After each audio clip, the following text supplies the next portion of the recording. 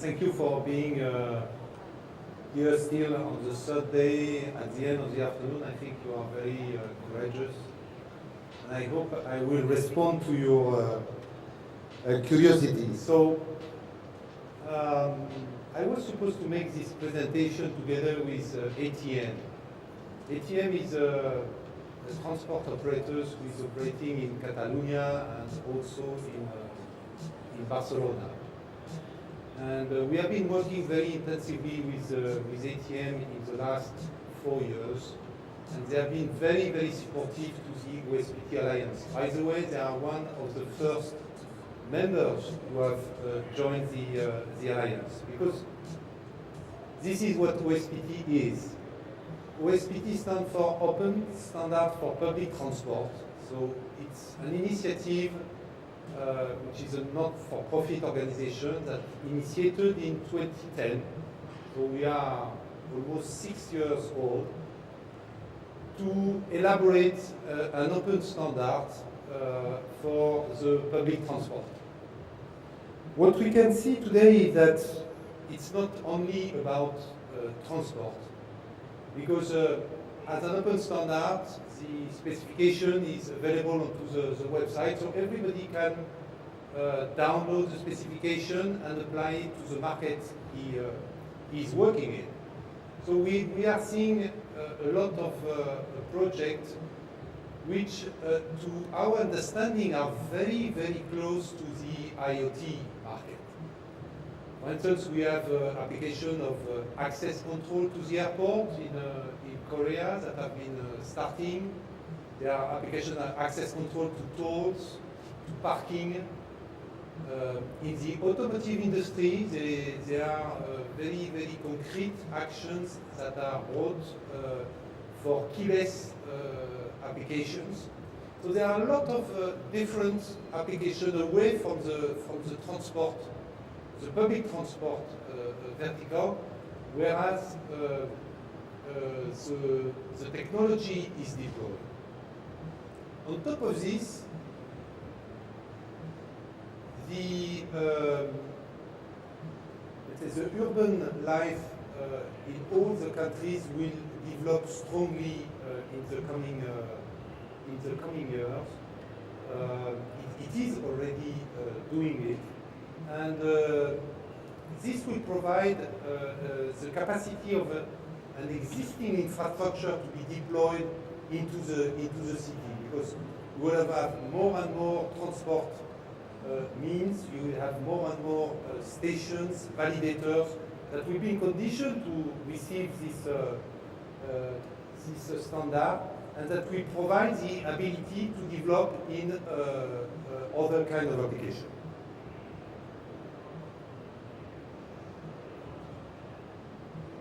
So just to give you a very quick description of what we are, so we are pretty young, but still we have 70, I think it's close by 75 today, split all around the world, and covering the whole value chain.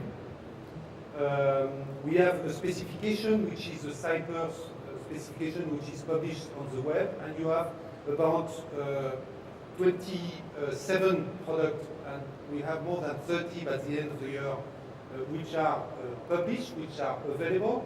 If you want to produce a Cypress product, you will have to certify it and go through this certification process. After that, we will publish it onto the web. And then we have a community of people who have been downloading the specification, who have been receiving SDK that is available to the market. So this is providing a very, very consistent value chain and set of specialists into their market. And these companies are, of course, the companies who are elaborating the specification. So the OSPT is developing and promoting Cypress. So this is a piece of software. It's hardware independent. You can port it onto any single hardware, and the objective, of course, is to diversify the quantity of products available in order to make it as competitive as possible. The word bridge for an alliance is something very, very important, and we'll talk a bit more later on, because this is really what an association is really capable to do. Bridge is really, as OSPT understand it, is really a way to link a proprietary scheme with the external world. And there is much to be done in that sector as we understand it. It's of course to continue developing the open standard, and open standard is never stopping, so we have to continue to elaborate on this. And the interesting thing is that a lot of companies are starting to develop beyond public transport. So I would say there is much more markets today, whereas you have application using Cypress outside of the transport sector than in the transport itself. And then it's about providing support to the operators. This is a not-for-profit organization. We want to serve the public transport and provide them with differentiated approach, differentiated business model, and differentiated products, always in a neutral and evolutive way. So this, you have here 4 pillars, and as I said, an alliance is very much about bridging. It's about bridging, I would say, 2 sides of a valley or a sea. But it's really about bridging the past and the future, the unsecure world with the secure world. It's also about a proprietary one, as long as the transport sector is concerned, and the open standard. So those 4 pillars on which OSPT has been elaborating its presence, it's basically a specification that, as I said, is available to everybody. It's a certification process to guarantee that the specification, which name is Cypress, is available, and all the Cypress product will be following 100% of the specification. Sorry.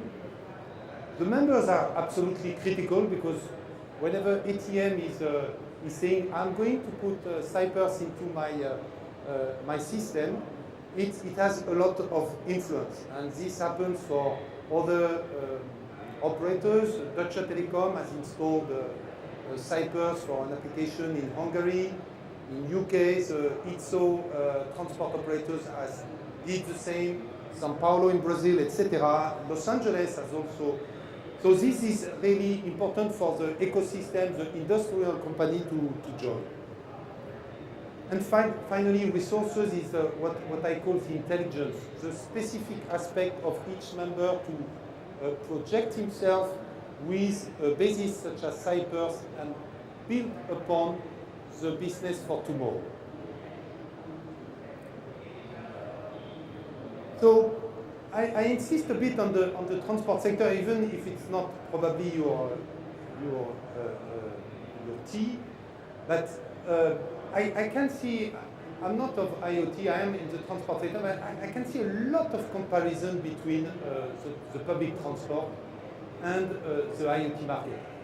First of all, it's about a cloud linked with a backend, right? A sensor and security. This is looking at your booth and on this conference. This is what I could understand. So of course there are many different ways to explain this, and you would do it probably very much better. But what I can tell you is that the contactless transport industry is about 20 years old, and it has built upon a system which is proprietary, unfortunately proprietary. At that time you had Madrid to set up a system, and Barcelona, and these systems were absolutely unable to talk. And this is the same in France. You have 50 cities installed in France, and nobody can talk with the other. Why? It's because it has built upon a proprietary scheme. And this is a big slowdown in the system. So here you have a projection of what are the figures of the contactless industry, and you see that there is one provider, which is MyFair Family, which is a proprietary scheme, who has been leading the transport sector, and which has very much, of course it's not its interest to open the doors of the system. He is controlling 70% of the market share, and is, as a result of a very aggressive, very commercial, and very good sales activity, he is making sure that this is going to proceed further and further. So this is the interest of an owner of a technology, but it's not the interest of the rest of the industry. I'm thinking here about the operators, I'm thinking about the industrial company who have to buy just from one provider. So the idea here is to see how IoT will be in condition to make things different into this sector. And from an OSPT standpoint, so we were born in 2010, it's incredible how much the legacy impact is putting a problem to implement, to introduce a new technology. So it's very important to start with the right technology. And we do think that only an open standard will have the capacity to respond to the future challenges. So this is a bit what the market has been about transport, and I just would like, what I'm interested in here is to see what is going to be the evolution, just to try to project what would be the IoT market if it would evolve the same. So there are positive things in the proprietary system.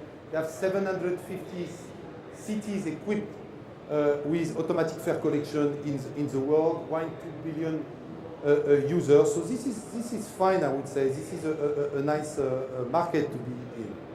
But there are also some very negative ones. And most of the products that have been installed, that is the MyFair Classic, are this is a technology, this is public information, the security has been hacked.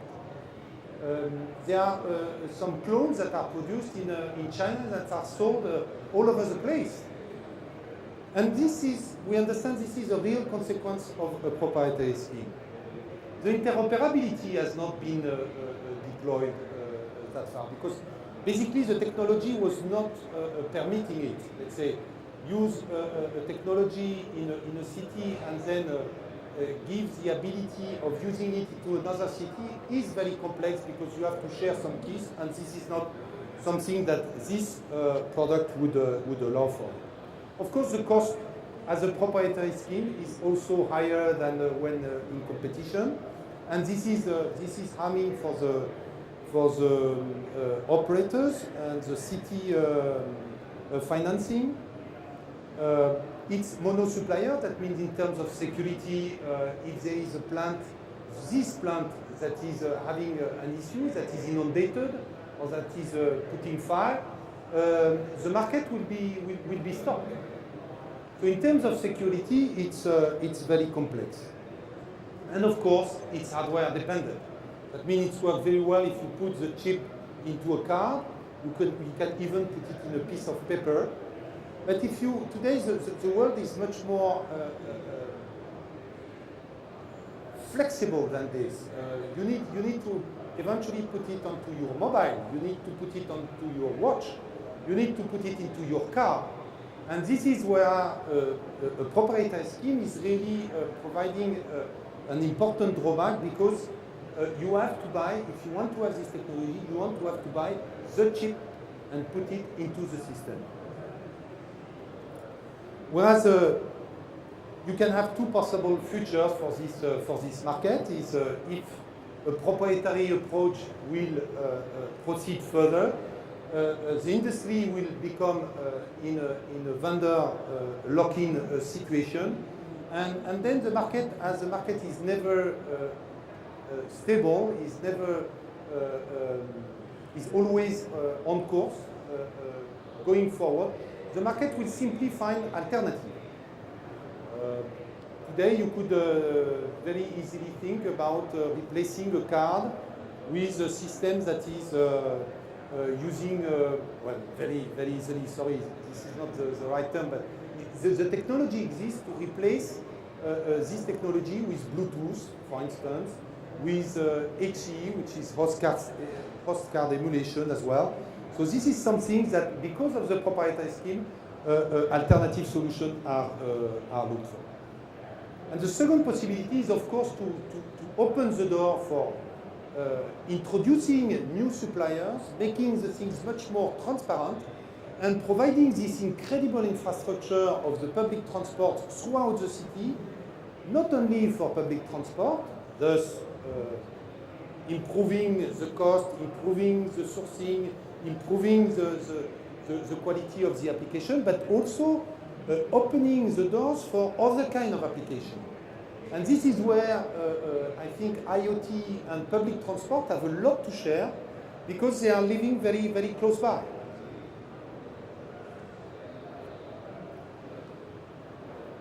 What we understand is, this is just an example, what we understand is that a proprietary scheme is really a top-down approach. So that means you have a system, you take it or you leave it, or you better run for it, right? There is a big lack of flexibility. Whereas an open approach is really a bottom-up. That means only an open standard will allow you to bring this flexibility. What does it mean? It means that a guy who is arriving for the first time at the Barcelona airport can download an application. He doesn't have to check whether the system has the right phone, whether it has the right technology. It can deploy right away, downloading the application.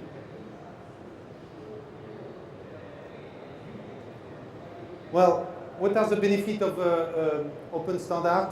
Of course, it brings interoperability, innovative, because once again, it's not one company that is developing a solution, it's a group of companies.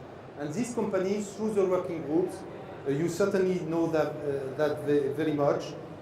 It's about sharing information and building up the most innovative specification. The scalability is the fact that all these members are in different markets. They will introduce this technology into their own product, and this will make a diversity of product that is incomparable. And of course, it's much easier to deploy because the technology, making it hardware independent, allows for pre, but also post issuance implementation. And of course, it's business model independent. Once again, proprietary scheme provide a unique business model. Whenever you are based on open system, this system is not taking a choice whether this player is valid to enter the business or not. Everybody can join an open alliance.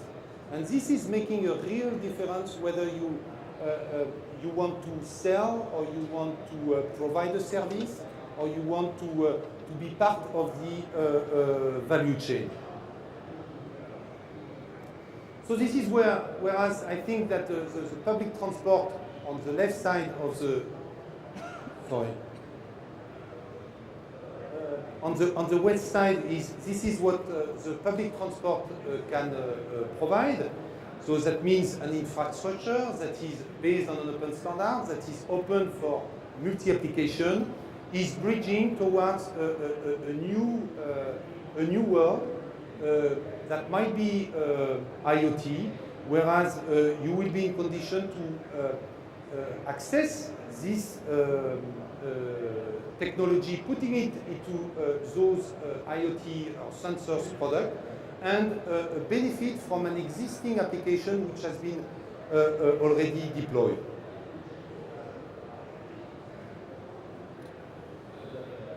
So this is I would say, status whereas we project the Cypress functionality in different applications. Just to mention a few as I did it already. So public transport, of course, but access to tolls, access to parking, access to control access for airports. There is also a keyless application which are being deployed into the automotive industry. We have members from the ID market that are already members of the OSPT, and they are adding the ID functionality together with the Cypress one in order to create those bridge between different applications. Okay, this is a slide whereas we understand that, for instance, for ATM, who has been, as I said, a very, very supportive and very visionary transport operator, ATM has understood very well that only an open standard could provide the accessibility, and this is their role into the cities, the accessibility of a payment solution, whatever is the media, whether it's a paper card, whether it's a plastic card, whether it's a mobile, whether it's a wearable. Only an open system could provide this system. On top of this, it will be much easier to deploy the technology throughout other kind of verticals or wearable. Okay, in terms of key takeaways, this is what I find through during those 2 days, and of course I will be interested to get your inputs. But what I would like to bring to your attention today is open standard is a clever, certainly optimized and future-oriented approach. And you in this new market, such as IoT, you should consider this approach. Legacy is really a pain. It will take years and years to replace the technology if you have chosen one once the application or the technology has been deployed. In the transport sector, I can tell you it's tens of years. It's a long time. You need to be hardware independent, otherwise you are locked in with your supplier. Otherwise, you won't be in condition to evolve your system into the future.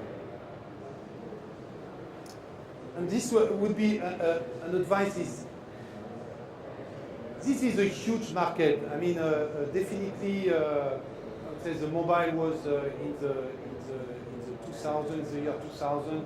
The IoT will probably in the year 20. So this is going to be a major market. Thinking about providing the capability to talk with someone else that you did not identify so far is something that will bring a real differentiator for the future. So think more in terms of bridging versus controlling. Well, if you think like this, OSPT and Cypress is an available tool. You can get onto the website, you can download the specification, you can have a look at it.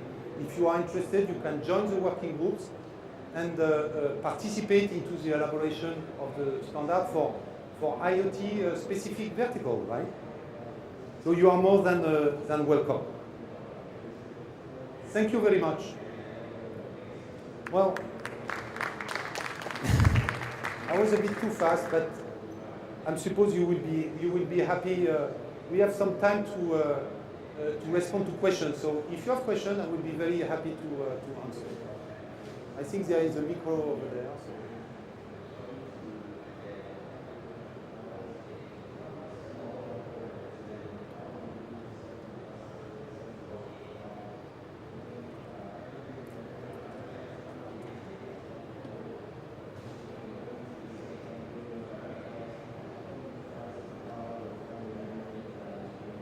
So I do have a question for you. I'm totally sold on open standards in non-proprietary applications, but when you're looking at replacing a system that already exists based on proprietary technology or where a vendor is locked in, how do you go about unseating that vendor, or how do you get them on board with what you're doing and supportive? What have you run into and how have you dealt with it? This is. Can you hear me? Yes. This is the problem. I mean, whenever the system is installed with an existing solution, to change it, it's as I said, it's a pain. In the transport sector, the most of the system, I would say, 80% of the system are using a technology that is absolutely obsolete, that is hacked, that is cloned, so it has to be changed. If you take the Spain market, for instance, you have probably 50 or 60 cities that are equipped with the basic system. You have only 3 cities that have moved away. No, 2 cities, Madrid and Bilbao. And Barcelona will move next year. So for Madrid and Bilbao, it will be much easier to introduce new technology because they are using still a proprietary product, so still one supplier, but this product is based on certain ISO standard, 14443. So it makes it much easier. As regards the 90% of the Spanish market, they will have to move away from their existing technology, and all the problems, a lot of them, they didn't move because they don't have a choice. They will go to exactly the same mistake as before. So I think that Open Standards is really providing a solution in that respect because it provides an alternative.